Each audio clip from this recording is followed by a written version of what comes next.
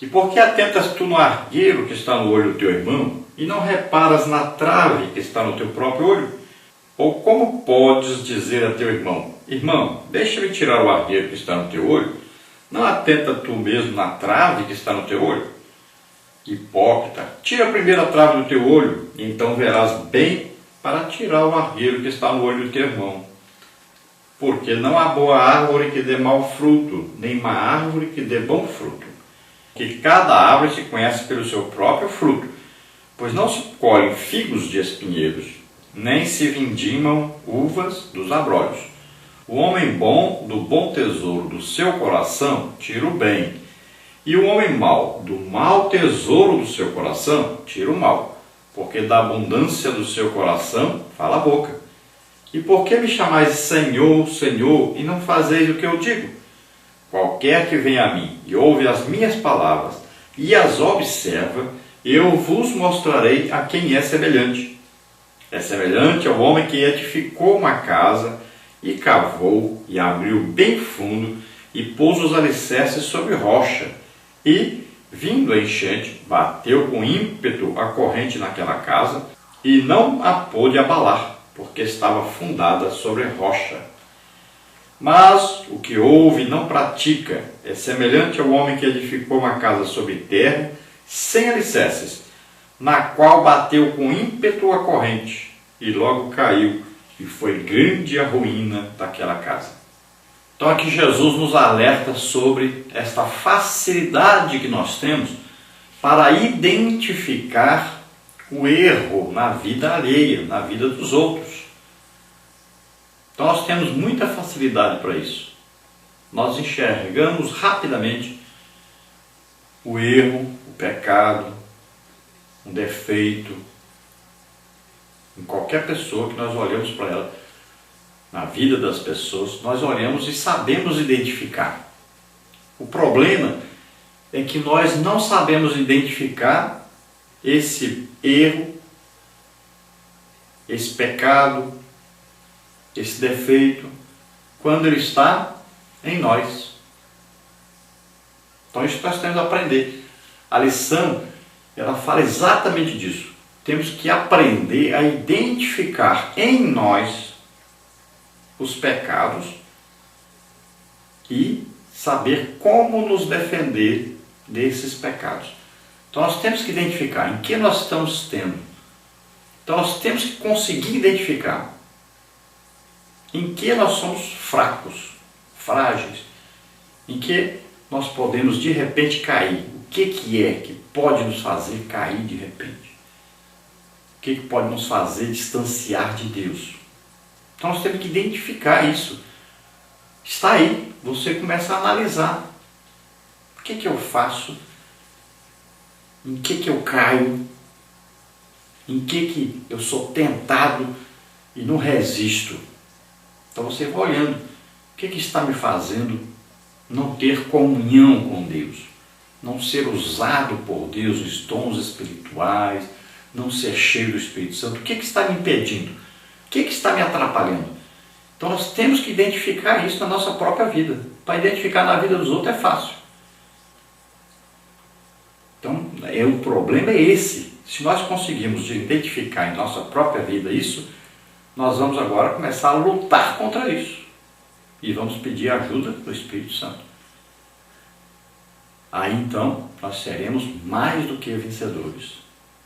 E Jesus então nos alerta de quem é realmente o verdadeiro seguidor de Jesus. Então é aquele que está firmado na palavra de Deus. É aquele que está sempre lendo e colocando em prática esta palavra. Então ele está firmado em Cristo, na rocha. Ele construiu sua casa, né, aí sobre rocha e não sobre areia.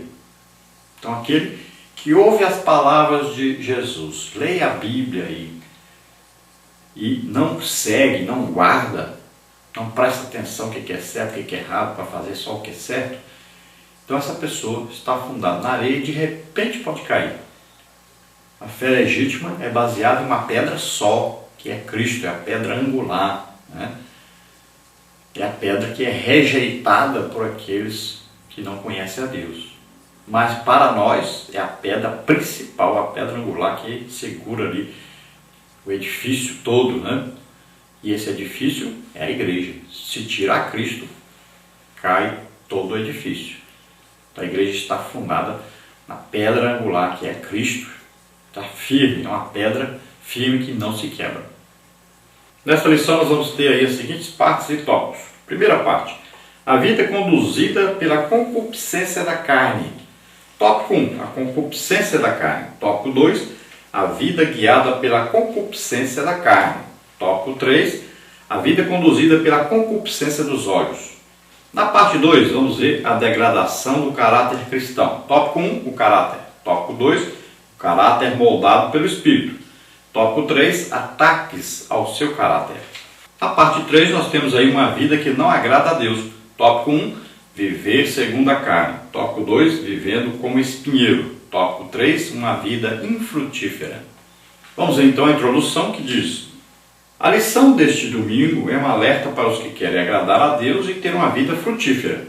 Estudaremos o perigo das obras da carne. Precisamos ter cuidado, pois dentro de todo crente habita duas naturezas: a natureza adâmica, a qual foi corrompida na queda, e a nova natureza, que é o resultado da regeneração do novo nascimento. João 3,3. Veremos que a natureza adâmica, se não for controlada pelo Espírito, produz frutos que levam o crente à morte espiritual. Então todo crente, todo aquele que aceita Jesus como Senhor e Salvador, ele quer agradar a Deus, quer viver em comunhão com Deus, quer fazer a obra de Deus. E é assim que começa a vida cristã. É o primeiro amor. O problema é que as obras da carne começam a querer voltar, querer assumir novamente o controle. Se o crente não vigiar isso, não se aproximar, não se fortificar mais as qualidades do fruto do Espírito, então ele acaba caindo nessas armadilhas, nessas tentações que vêm. Então o desejo está no homem? Está. A velha natureza está aí clamando? Está. O corpo está aí? O corpo não morreu. Ele está aí ainda. Então os desejos que agradam a este corpo continuam, que são desejos pecaminosos, que antes nós tínhamos, que nos venciam. Mas agora nós temos a semente de Deus, a palavra de Deus entrou em nós. E naquele momento nós morremos e nascemos de novo. O Espírito Santo veio morar em nós, colocou o fruto do Espírito em nós com 9 qualidades, para que nós, cada dia mais, em comunhão com o Espírito Santo, essas qualidades possam crescer e se desenvolver na nossa vida. Então, se nós nos aproximarmos mais do Espírito Santo, nós conseguimos vencer essas obras da carne. Mas o que acontece? Com o passar do tempo, o crente vai esfriando aquele primeiro amor e vai atendendo aos desejos da carne, vai se aproximando do mundo, do mundanismo, vai se amarrando nas coisas da terra, nas coisas do mundo, vai amando as coisas do mundo. Então ele vai se distanciando daquele primeiro amor. As qualidades do fruto do Espírito vão perdendo o brilho da sua vida, vão se apagando. Então a carne vai vencendo e vai se afastando das coisas de Deus, se aproximando das coisas do mundo. Vai amando mais o mundo do que a Deus. Vamos ver na parte 1, a vida conduzida pela concupiscência da carne. Tópico 1, a concupiscência da carne. Tópico 2, a vida guiada pela concupiscência da carne. E o tópico 3, a vida conduzida pela concupiscência dos olhos. Vamos ver então a concupiscência da carne. Você sabe o significado da palavra concupiscência? Segundo o dicionário Wycliffe, esse é um termo usado teologicamente para expressar os desejos malignos e lascivos que assediam os homens caídos. Romanos 7:8. A velha natureza, se não for controlada pelo Espírito, leva-nos a cometer as piores ações e abominações. Por isso precisamos vigiar e viver constantemente cheios do Espírito Santo. Efésios 5:18. Paulo advertiu a igreja explicando que quem semeia na carne, ou seja, vive segundo a velha natureza da carne, ceifará a corrupção. Gálatas 6:8. Nossos desejos e vontades devem ser controlados pelo Espírito Santo, pois os desejos da velha natureza são impuros e nos conduzem para a morte espiritual. A palavra não é concupiscência, é concupiscência.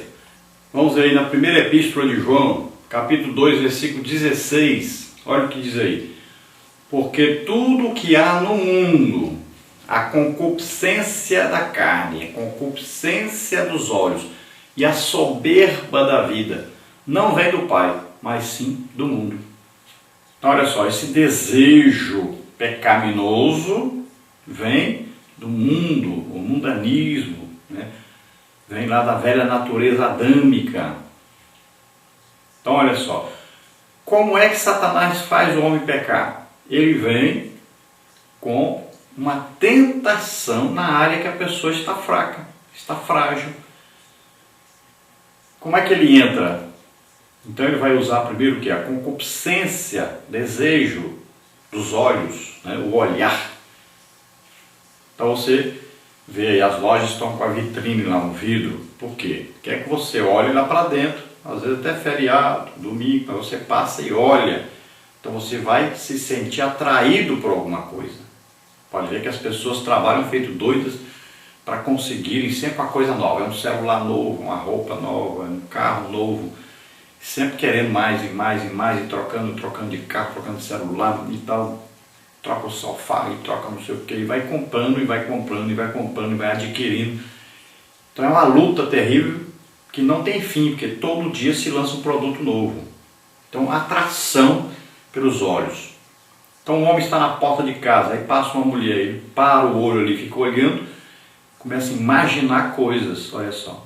Então a entrada aí é esse olhar que vem o desejo. Como é que ele fez com Eva? Olha o fruto. A Eva olhou o fruto é bonito. Olha só. Aí nasce o desejo. Então se você vê um filme, por exemplo, pornográfico, ou você entra na internet numa página pornográfica, o que acontece? O olhar. Olha aí, é o olhar. Então nós temos hoje até os comerciais da TV são pornográficos. Vai ver carnaval. Como é que você vai assistir um carnaval? Um crente fica assistindo carnaval. Mulheres nuas, homens. Como é que você vai assistir? Então você não pode ver essas coisas, não pode ficar assistindo essas coisas. Então vai vir o que? O desejo pecaminoso. Jesus disse, só te olhar com a intenção no coração já é um adultério. Então para que você vai olhar? Então não pare o olho nessas coisas. Jesus disse, é melhor ir para o céu com um olho só do que para o inferno com os dois olhos. Então você olha, você vê o que é pecado, o que é errado, tira o olho, olha para outra coisa, passa o canal. Controle significa isso, controle, controlar. Tem um controle na sua mão, tira daquele canal. Está na internet? Tira daquela página. Então nós podemos nos controlar se nós estivermos em comunhão com o Espírito Santo. Nós vamos ficar fortes para vencer isso. Então tira o tempo dessas coisas, emprega esse tempo para Deus. Então concupiscência dos olhos. Olhar e ser atraído por isso. Então tira o olhar disso. Aí vem o que? Concupiscência da carne. É o desejo que de experimentar aquilo.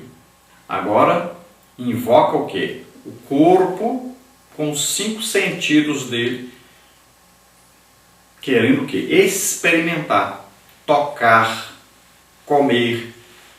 Olha lá, Eva come. Olha aí, ela olhou, depois viu que era desejável de comer. Aí vai entrar o quê? Agora o desejo de experimentar. Você olhou, desejou, você agora quer tocar, quer experimentar. Olha lá, o homem olhou, viu a mulher, é bonita, ele agora vai ter o desejo de quê? De tocar, de beijar, de abraçar, de ter sexo. Olha aí. Então, atração. Então, isso é a tentação. Então, aí, concupiscência da carne. Então, a Eva teve o desejo agora de comer, de experimentar aquele fruto. Agora vem o que? A soberba da vida. O que é a soberba da vida? A soberba da vida é o desejo de ser grande, de ser maior do que os outros, ser melhor do que os outros. Por que a pessoa vive comprando um carro novo, celular novo? Porque ele quer ser melhor, ele quer mostrar o celular dele e dizer, isso aqui é o meu, última geração, é o melhor. Ah, esse carro aqui é o carro tal, é o melhor, é o mais novo. é o do ano. Olha aí.